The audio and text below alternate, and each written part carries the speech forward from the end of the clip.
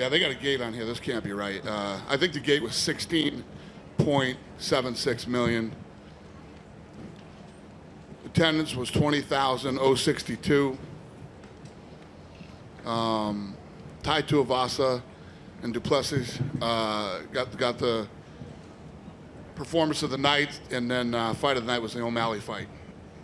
The kid comes in on short notice, wouldn't go away, trying to win, fought his ass off, and he deserves. And bonuses were $75,000. So congratulations to all of them. Yeah, no doubt. Dana, got to get your thoughts on the main event, right? A great fight while it lasted, and then kind of a bizarre ending. So talk about your immediate reaction to that. Yeah, these second leg break, and the last 3 fights or something. It sucks. It's brutal. It's not the way you want to see fights end. So Dustin Poirier will fight for the title, and Conor's healed and ready to go. You do the rematch, I guess. I don't know. Obviously it appeared a pretty clear leg break. Do we have official medical confirmation? He goes into surgery in the morning. Okay. Yeah. Did you get a chance to speak to him at all before he was transported? Just when I was standing in the octagon. Yeah. You said it right there. You said do the rematch, right? He said he thinks the rivalry isn't over. Do you feel that way, that the rivalry isn't over and needs to happen? Listen, the fight didn't get finished. You can't have a fight finished that way. So, we'll see how this whole thing plays out. Who knows how long Conor's out? So, Poirier will do his thing until Conor's ready. Yeah, you said it. Obviously that's the fight to make, the title fight. Did you speak to Charles or Dustin? Any idea how soon they'd like to fight? No. Did want to ask you about Gilbert Burns as well in the co-main event. Obviously not the most exciting fight, but a big result against a top contender. What did you think of his performance? Yeah, he won. What else is there to say about the fight? It wasn't a good fight, but he won. Yeah. He had 3 call-outs. He said Masvidal, Leon Edwards, Nate Diaz. You got all those guys at the top knowing that we're waiting on the title fight. Do any of those matchups stand out to you as one that makes sense for him? Yeah, obviously Edwards and Masvidal make more sense than Nate does. But I don't know. Right here, right now, it's the last thing I'm thinking about. And I did want to ask you about Sean O'Malley. He got a huge pop in there tonight. As you said, I don't think he did anything wrong in there. The other guy was just incredibly tough. So what did you think about him and kind of where he stands? He seems like just becoming a massive star. Yeah, listen, he did what he was supposed to do. He stayed on his feet, kept moving, hit the guy with tons of combinations, didn't gas out while doing it. He was looking at the clock a little bit there in the fight, but when you're in there against a zombie, I could just imagine what it's like. So I thought he put on a good performance. Yeah. Last thing for me, I just meant to ask you earlier. I know you say this is the fight business. People are going to say mean things, but did you have any disappointment in Conor? Still chirping at Dustin while he's sitting on the ground. I didn't hear it. I didn't hear one word of it. He brought his wife back into things. Yeah, I don't like that. Yeah, that's not good. Yeah, leave people's family and wives and all that stuff out of it. The family has nothing to do with it. Dana, to your left. What do you make, one of the things Conor said at the press conference the other day was he doesn't count submissions, that, he's 19-1, right, or whatever his record will be without submission losses. So here he's out there going for guillotines. So the fact that guys says he doesn't count it, why was he going for a guillotine? Listen, you say a lot of things at press conferences, and when you're in a fight, guillotines are part of the sport, so if it's there, you take it. And it was actually a very risky move for him to take that. I think if you're going to take it, you keep it standing and try to do it standing instead of going to the ground. But, you're in the heat of the moment. And you probably had a good view of that across the octagon. Did you think Conor was badly hurt when the round ended, forgetting the ankle, just from the punches that Dustin was landing? He landed a lot of big shots from the top, and then the left hand that knocked him down. Did you think Conor was in bad shape just from being buzzed? I think he got, he definitely was on the receiving end of some elbows and some punches, but that's part of the game. Everybody takes that. No, I guess what I'm saying is, do you think that would have been a situation where you might have seen Dustin finish it if Conor hadn't gotten injured like that? You see what I'm saying? Well, he got back up on his feet and was throwing punches. His ankle snapped from throwing punches. He was fighting back. It wasn't like he was up against the cage and defenseless and Dustin was on load. Dustin landed a punch that knocked him down, and that's why his leg collapsed back on. Dustin landed a left hand that knocked Conor back, and and when he got Listen, I don't know. Only Conor knows the answer to that question. But if his ankle doesn't break, I think we get to the end of the round and go to round. What do you make of Dustin's performance? I mean, he had, he took a couple shots early, and he shows a lot of resilience as a fighter, right? I mean, is that what you make of it? Yeah, the shitty part for Dustin is that he gets out of the guillotine. He's got the top position, lands great elbows, punches, ends up winning the round, and then Conor breaks his ankle and so the storyline is, Conor broke his ankle instead of, Dustin looked good. Last thing, do you think that a Poirier from, say, 2016 or 2015 after the Conor loss would have been able to do this, right? I mean, it seems like the passage of time and the experience he's gained has made a big difference in him being able to weather that storm that Conor put on him and then still come back and put on a good performance and win the fight. I mean, yeah, 100%. I mean, the Dustin from then knocked out in the first round. So this Dustin took some big shots and was able to get out of the guillotine and turn that guillotine into an advantage for him. Just what is the key to that? Like, from your standpoint, is it just experience and having been in those situations? You think that fighters learn that? Yeah, well, what I think it is for somebody like Dustin is, this guy's at the American top team, and he's training with savages every day. That's the key to everything. I mean, even in boxing, you have to have the best guys in the world around you, going at it with you every day. Dana, right here. Yeah. Right here. Did you agree with the stoppage in the O'Malley-Moutinho fight? Moutinho was very upset when Herb Dean stopped it with 30 seconds left. I think it could have been stopped 3 minutes before that. He could have stopped it in the second round. That fight could have and should have been stopped at any moment. I had no problem with that stoppage. And what did you make of Tai Tuivasa's knockout over Greg Hardy? It kind of looked like it was chaos in there for a bit until he landed a big bomb, and now he's doing shoeies with everyone in the arena. It looks like he could be a big star, too, moving forward in that division. He's a fun heavyweight. He's a fun guy to watch, and, he's a fun guy in the octagon and out of the octagon. And then finally, Ilia Topuria, he was the first one to stop Ryan Hall inside the octagon. Even though, what did you make of Ryan Hall doing his rolls in there, and then Ilia Topuria just walking away and then diving in and finishing him? Listen, everything that kid's done before this has worked. Tonight it didn't. Hey, Dana. Yep. Right over here. Okay. Hypothetically speaking, if Dustin beats Oliveira and becomes the champion, would you want Conor to fight him for a title shot, or would you want him to fight someone else to earn the title shot? All that stuff, you can't do the hypotheticals in this sport. It's all about timing and what's going on, what has happened since then. We got to see how this whole thing plays out. Don't even know how Conor goes into surgery tomorrow. I don't know how long he's going to be out, how much rehab or therapy he's going to need, and. And lastly, Tai Tuivasa, when he gets the victory, he does the shoeies. The crowd loves it. Do you think we can make that a tradition? If he gets the victory, he does a shoey on the cage. Make it a tradition? Tradition. I don't know. I mean, that's up to him. He's been doing it since he won, hasn't he? I mean, since he's been here. He goes out and does a shoey with everybody ever since he got here, right? Sounds like it's already a tradition. All right. Yeah. Dana, to your right. Right here. Hey. Do you have any update on how many stitches Jessica I got in the forehead there? That's a good question. What, Ben? 13? 13 stitches. Dana, over here to your right. Wait. I'm sorry. What'd you think about that fight, though, in the cut, though? That was a nastier one that we got there. Yeah, that was a beauty, man. She's tough. She's tough as nails.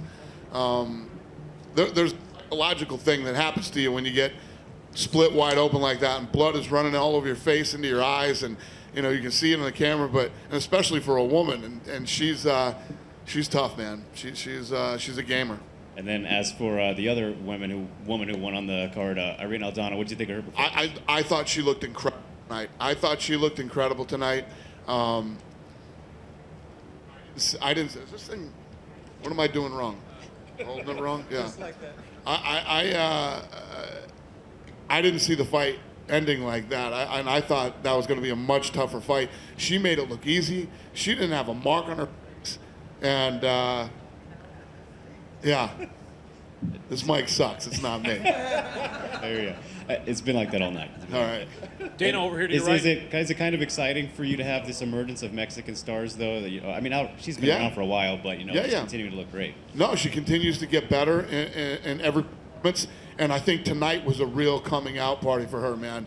And to be honest with you, when I think about it, she should have been up for a performance. You know what? I'm going to give her some money. Thank you Right. for bringing her up. Yeah, of course. But we're going to pay her some more money too. Remind me of that, because you know I'll forget. All right, and last thing for me, Dana.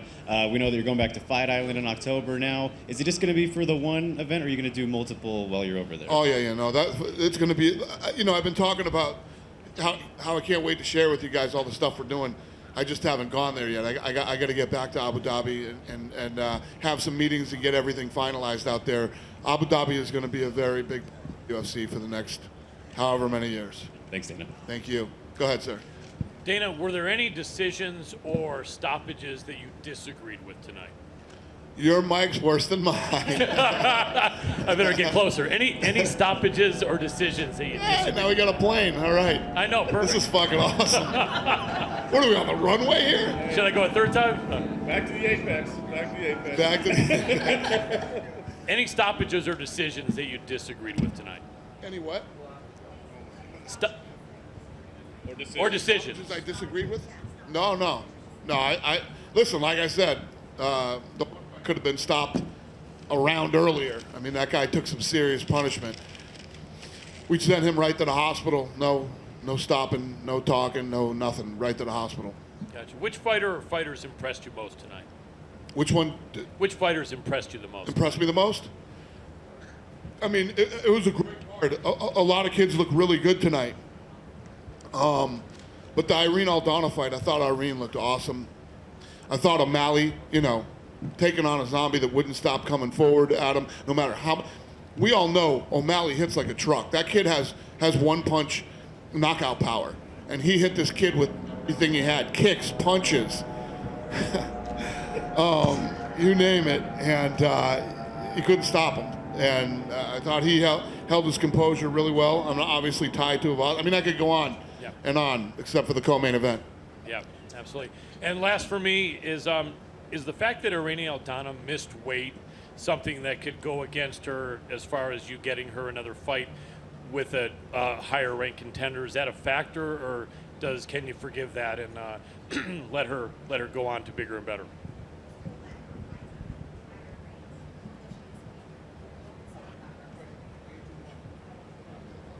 My mic must be really bad. I'm on top of shit. I didn't know she missed weight. Uh-oh. Yeah, that's a good question. Yeah, that's something we need to talk about. I didn't even know that. Understood. Thank you. To be Hey, fair, Dane. Yeah. Dana right here, Yeah.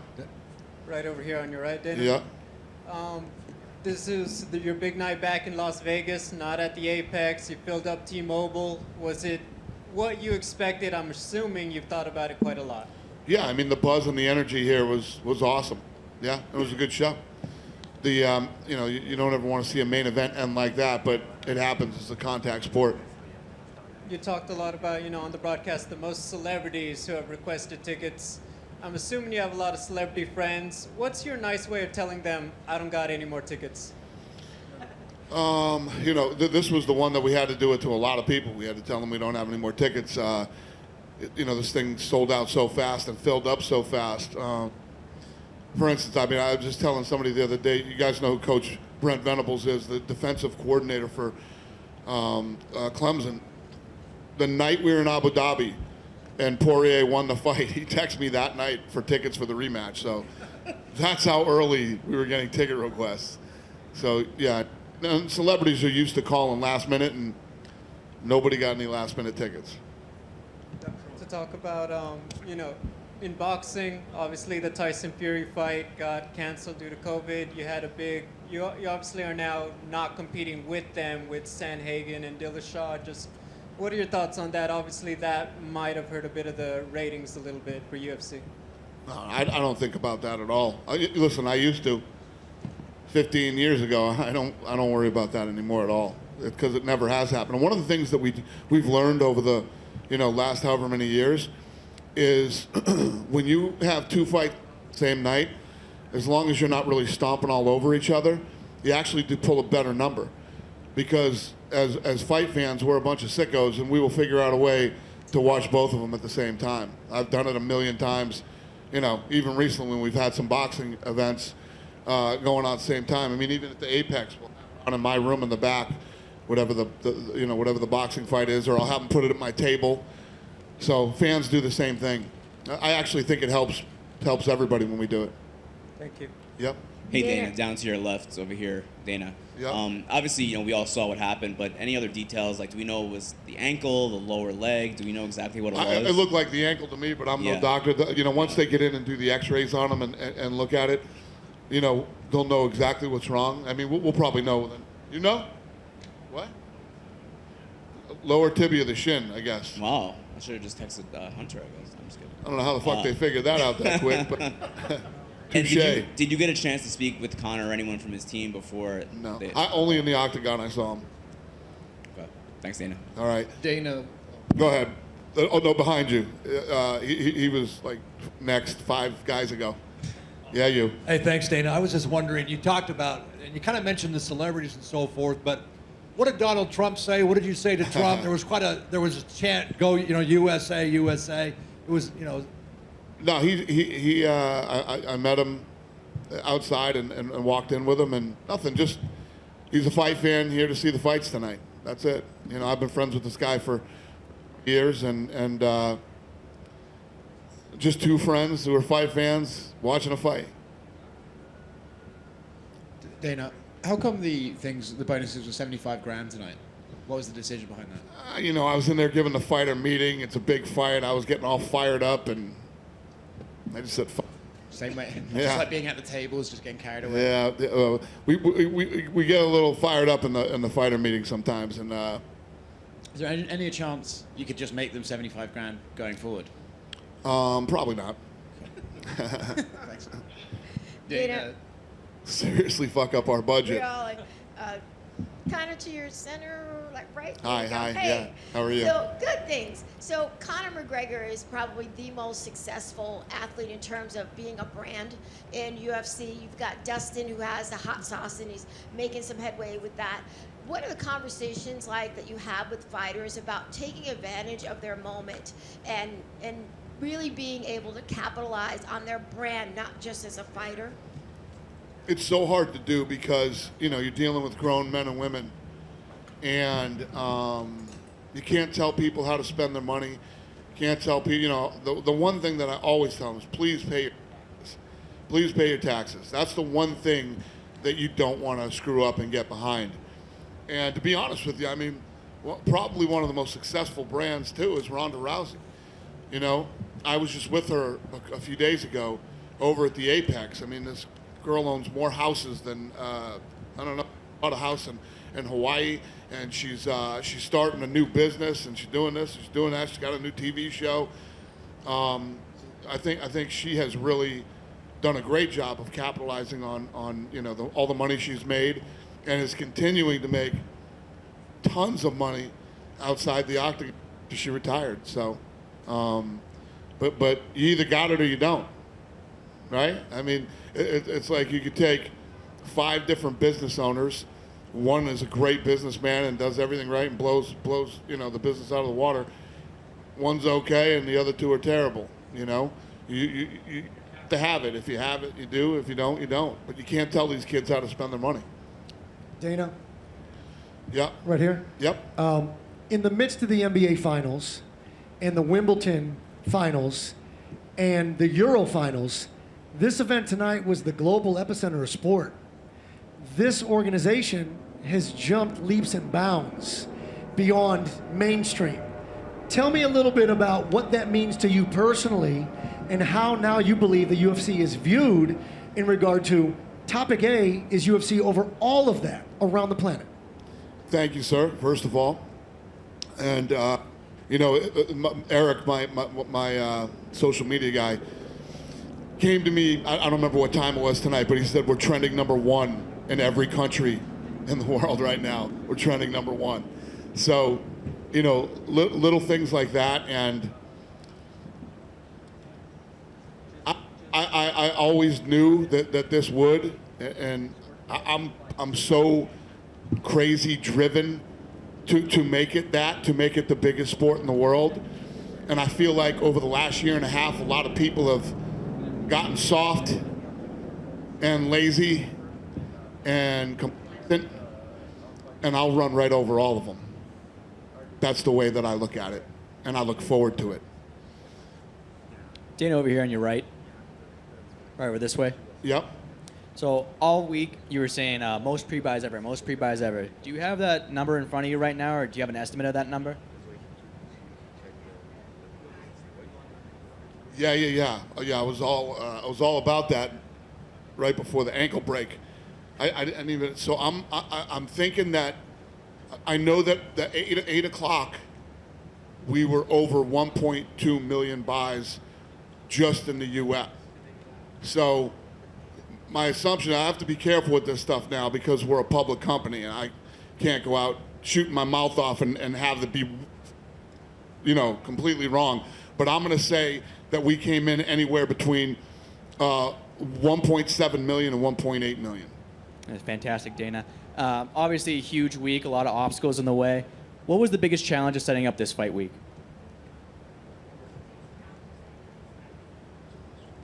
This was a typical fight week. The worst part of this week was tickets. Tickets is this job. I hate it. I've been doing it for 20 years. And when people ask me, when you retire, what will you be excited about? I'll be excited about not doing tickets anymore. That's about it. Every other aspect of this job I love. Or tickets suck. It's the worst part of this job. It's like a wedding every weekend. I'm doing a wedding and seating people, and nobody's happy with where they're sitting, and this guy's in front of me and that guy's behind me, and you know how that goes. Especially when you get celebrities and all that shit. It just and fighters. You seat these guys. I could bitch all night to you about tickets.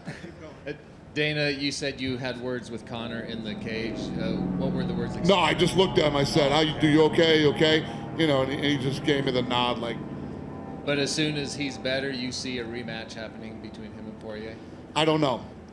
Listen, the rematch is there. You got the rematch with him, like you got the rematch with Diaz.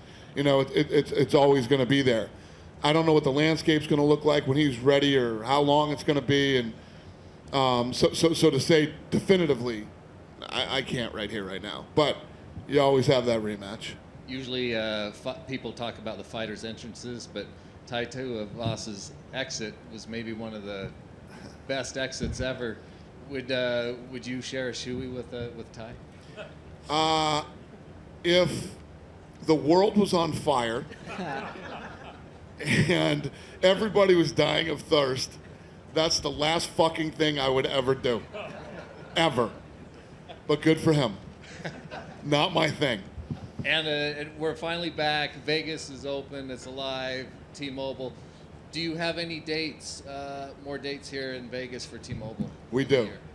I don't know it off the top of my head, but we will be back to Vegas, yes. Yep. Right.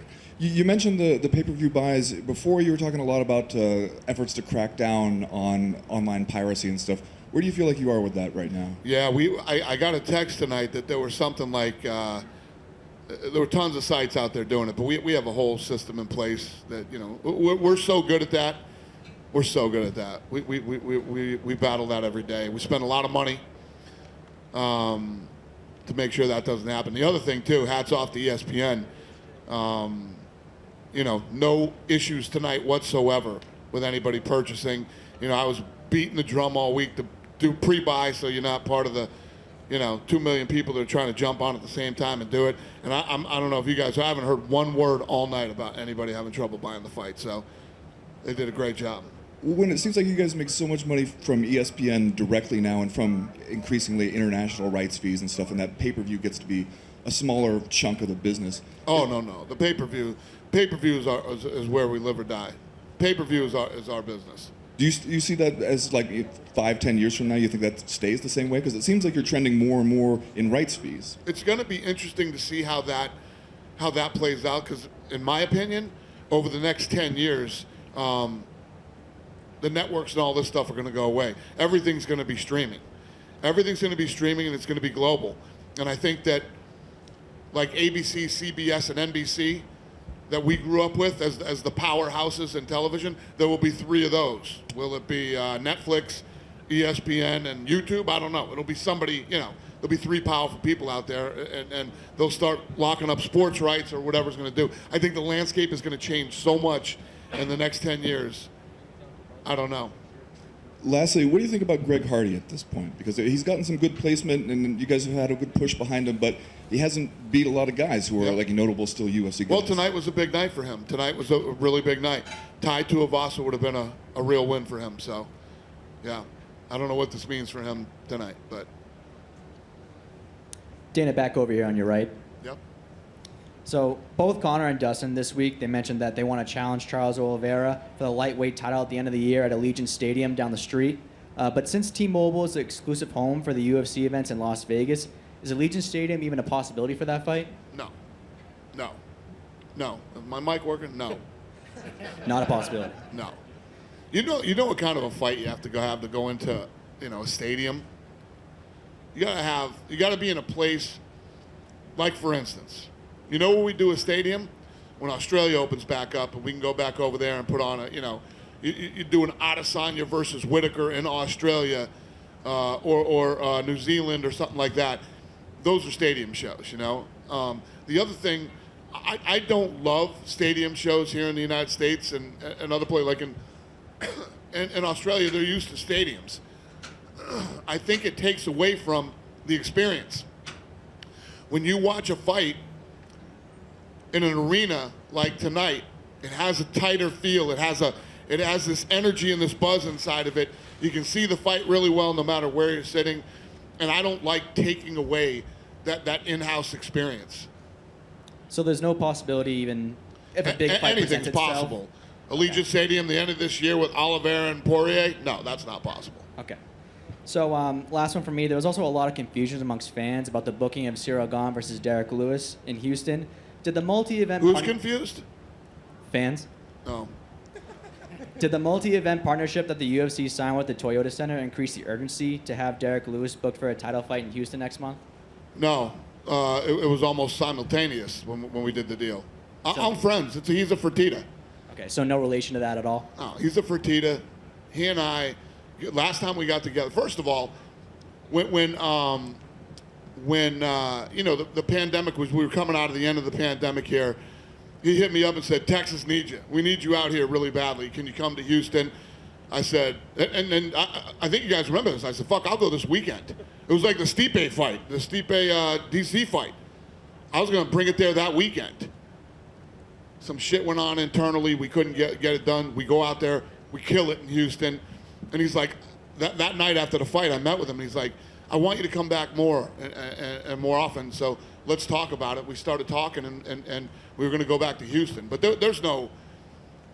One thing that I never do is never put any pressure on ourselves that we have to go somewhere or whatever. We did the deal because we're friends and we like each other and we do really good business together. And I like Houston, too. So that's why. All right. Thanks, Dana. Yep. Are we going to London in September? We what? Are we going to London in September? We're supposed to. I think so. I got to go to London here soon. They got me doing something over there. I'll be going there soon, and we're trying to go there before the end of the year. Is there a concern because there's still a travel ban at the moment? Yeah, I know. Listen, I don't know how any of this stuff's going to play out.